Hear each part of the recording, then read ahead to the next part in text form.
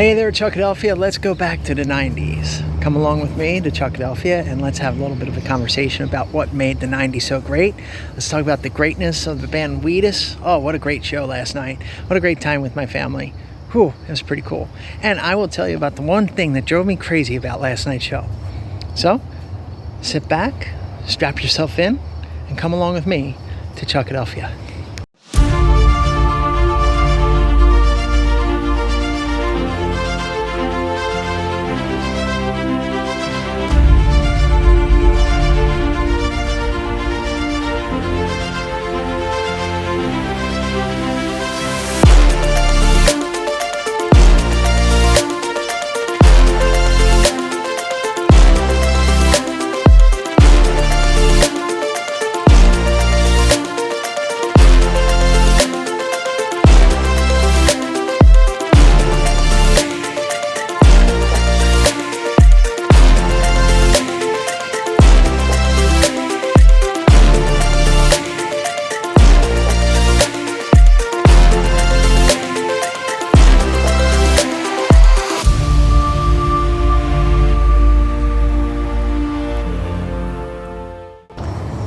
Hey Chuckadelphia peeps, Gen Xers, let's roll. I think a lot of you that are coming here are Gen Xers, and if you are, I appreciate it.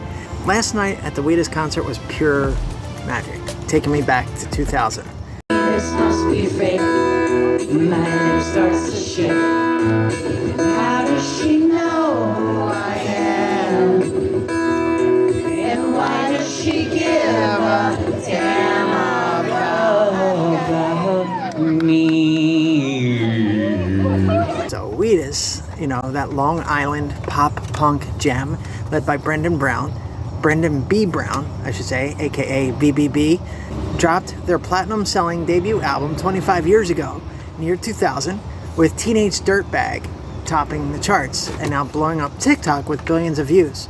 From their Erasure cover, A Little Respect, to quirky indie albums like the Valentine LP with its zombie love vibes, Wheatus keeps it real, rocking their 25th anniversary tour in style. BBB is a super cool dude. I even had a chance to catch up with him before the concert. Check it out. Man, you guys are awesome. I just got to say, I love your band, man. Thanks, man. What's your name?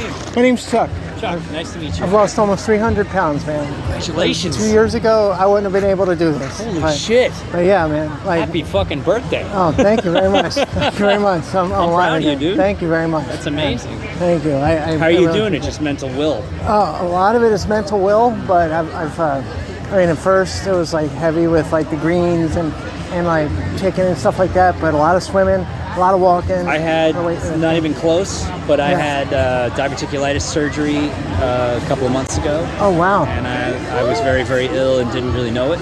Wow. I lost about 16 pounds since then, and I feel way better. How did you know you had, like, what were some of the signs that you had? You get very ill. You can look it up, but it's a chronic, deadly disease. Yeah. And it's mechanical. It's not like it's genetic, you know. Yeah. But you're 100% now. Yep. Yeah. Oh. Besides some scars. Cool. Congratulations, man. Congratulations Thank you very yourself. much, man. Have a great show. I'm looking forward to seeing you live, finally. Yeah. So yeah, BBB was a super cool dude. He even remembered me after the show. You know, like, you could tell a lot about how people interact with their fans. You know, like, he didn't just walk off the stage and jump into a limo and take off to his helicopter and then fly away into the stars or whatever. He hung around out front of the stage, taking selfies, signing autographs, having like small conversations with people. He was a super cool dude. He even took a selfie with my niece Katie and me.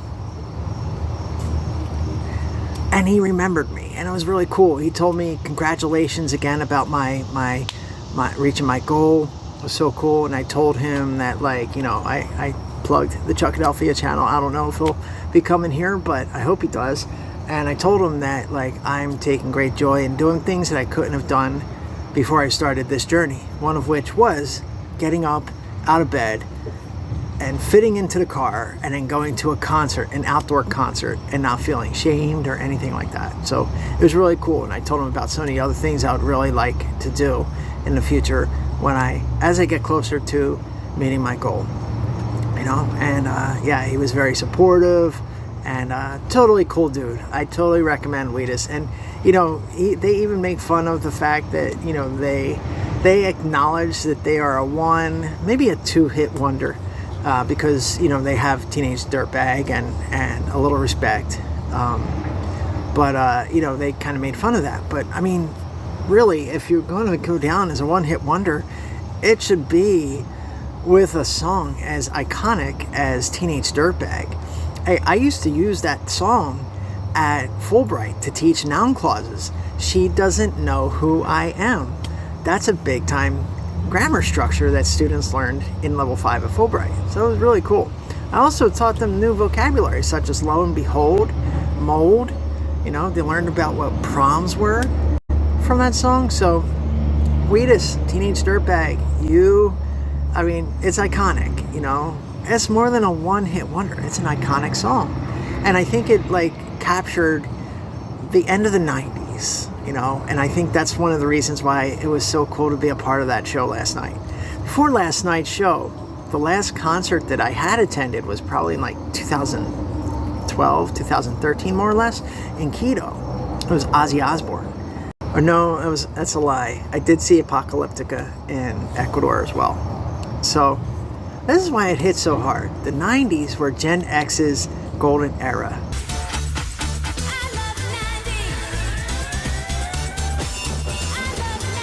You know, we rode the internet's dial-up wave. How many of you had to hear that?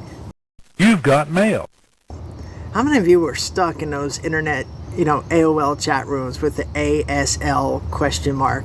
You know, some of us even met girlfriends that way. I'm not going to say who, but maybe you know. Anyway, we didn't have any algorithms back then. It was just raw discovery. And I think we were starting to lose our innocence at that time because we were learning about more of the problems in the world. And I think it was kind of, you know, jarring to experience that for the first time. But still, like, we were going through a haven of pop culture. Music, Nirvana's grunge, Soundgarden, Alice in Chains, Britney Spears' pop, Tupac's rhymes, Tarantino's Pulp Fiction, Kevin Smith's Clerks, Favreau's Swingers, and his other early wins, you know, a booming economy, SNL with Sandler and Farley crashing through sketches. Man, we lived it. It was an awesome time. I loved it. What was your favorite part of the 90s? Who were some of your most influential cultural icons from that time? What do you think? And you know, one thing that drove me nuts about last night, though, I mean, as wonderful of a time as it was, hanging out with my family and going out there and enjoying a beautiful summer night in the park. What was it? Gonna sound like a little bit of a dork here. Dorks. They look like a couple of dorks. You know, I'm gonna catch some flack, and I'll say this because, like, part of me is libertarian, and I respect, like, if you want to smoke a cigarette, if you want to smoke marijuana, if you want to drink a beer, as long as you're not hurting others, that's fine. Do it. Have fun. Enjoy. Life is hard.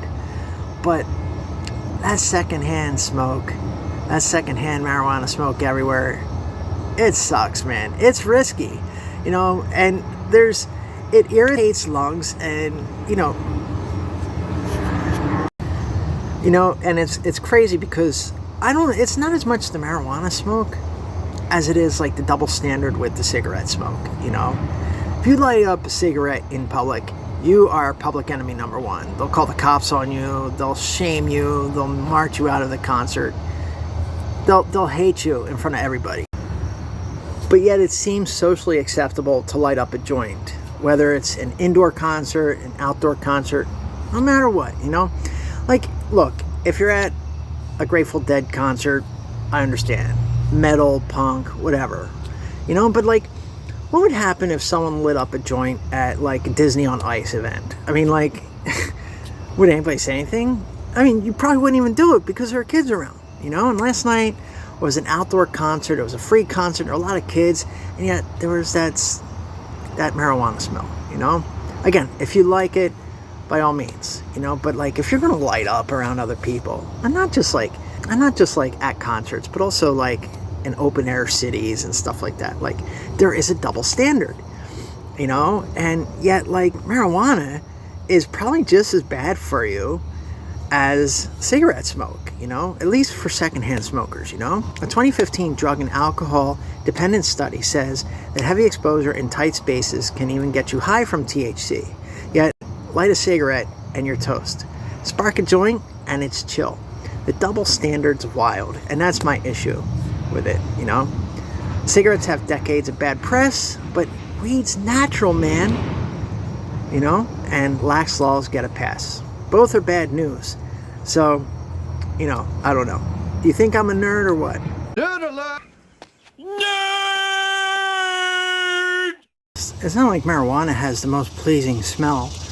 I mean, like, both cigarette smoke and marijuana smoke, I mean, they're kind of repugnant to the non-smokers out there, you know?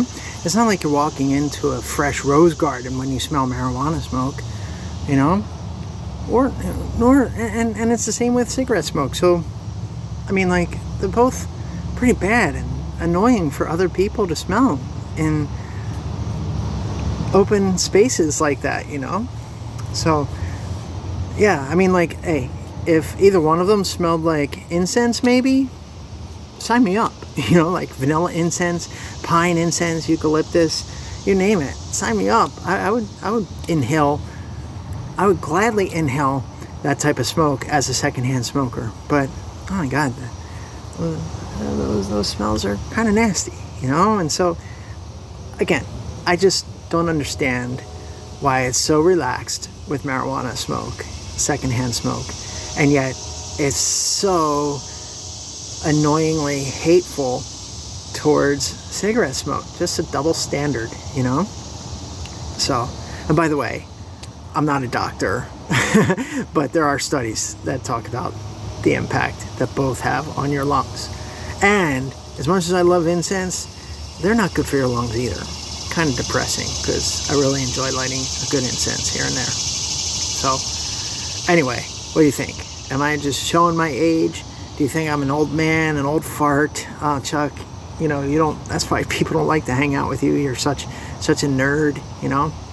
Or do you understand what I'm saying? Like, you know, you can do it, but just not around other people the way, you know, you wouldn't do it with cigarette smoke. You know what I mean? Like, be consistent. No marijuana smoke around others. No cigarette smoke around others like that, you know?